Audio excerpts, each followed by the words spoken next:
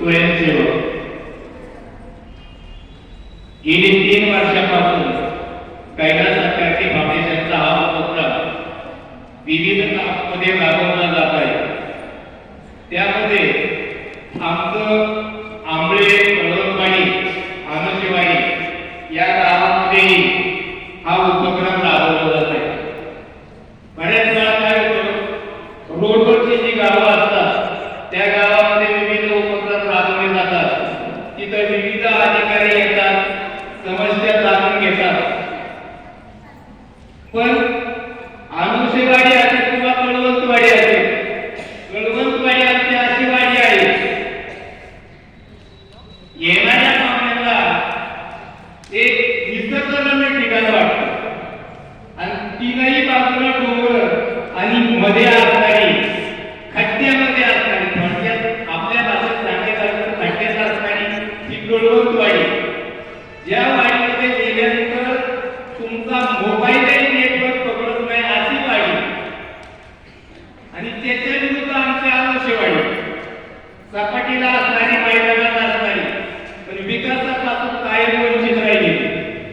तुमच्याकडून अपेक्षा आहे पैसे काढून, पण या अनुशेवाडीमध्ये कैलास सत्यार्थी फाउंडेशनच्या माध्यमातून अनेक उपक्रम राबवले गेले। महिन्याला नाही 15 दिवसाला उपक्रम राबवले जात होते। त्यामध्ये शाळा असेल, शाळेतल्या मुलांसाठी विविध प्रकारच्या स्पर्धा असतील, स्पर्धा घेणारे हजारो जण असतात, पण स्पर्धा घेतल्यानंतर विद्यार्थ्यांचं कौतुक करणारे जण थोडे असतात। त्या कौतुक करणाऱ्यांच्या यादीमध्ये अग्रभागी नाव घ्यावं लागेल ते म्हणजे कैलास सत्यार्थी फाउंडेशन। विविध प्रकारच्या स्पर्धा घेतल्या, शाळेसाठी एक प्रोजेक्ट सुद्धा त्या कैलास सत्यार्थी फाउंडेशनच्या माध्यमातून जिल्हा परिषद प्राथमिक शाळा अनुशेवाडीला उपलब्ध झालेला आहे।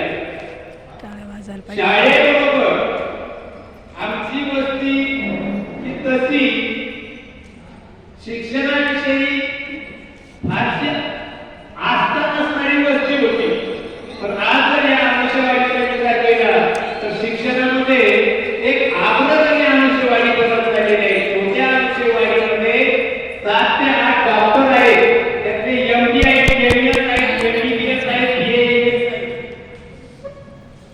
अशा पद्धतीनं या विद्यार्थ्यांचं कौतुक करणारी कैलास सत्यार्थी फाउंडेशन संस्था वाडीमध्ये आरोग्यविषयक उपक्रम राबवले।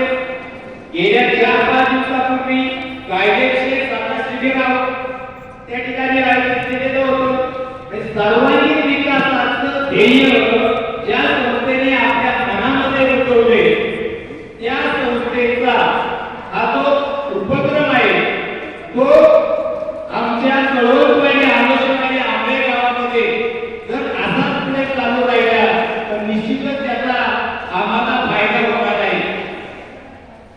या निमित्ताने मी तुम्हाला थोडीशी जास्त माहिती सांगण्याचा प्रयत्न करणार होतो, पण आता या ठिकाणी आल्यानंतर जे अनेक प्रश्न घेतले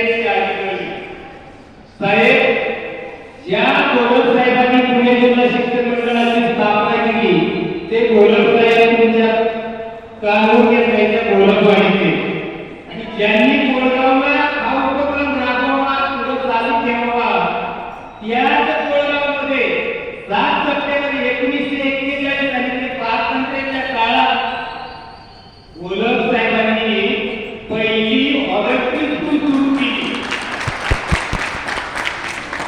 सांगायचं तात्पर्य इथं उपस्थित असणारे ते सगळे विचारवंत आहेत, आणि अशा या विचारवंतांच्या विचारांनी हिंदवी स्वराज्याचे संस्थापक छत्रपती शिवाजी महाराजांच्या जयंतीच्या पूर्वसंध्येला ज्या माऊलीवर भारतामध्ये पहिली स्त्री शिक्षिका म्हणून आपला नावलौकिक मिळवला, त्या साहित्यिकांच्या भूमीमध्ये हा उपक्रम असाच पुढे चालू राहावा अशी या संस्थेचे जे प्रकल्प अधिकारी आहेत त्यांना विनंती करतो।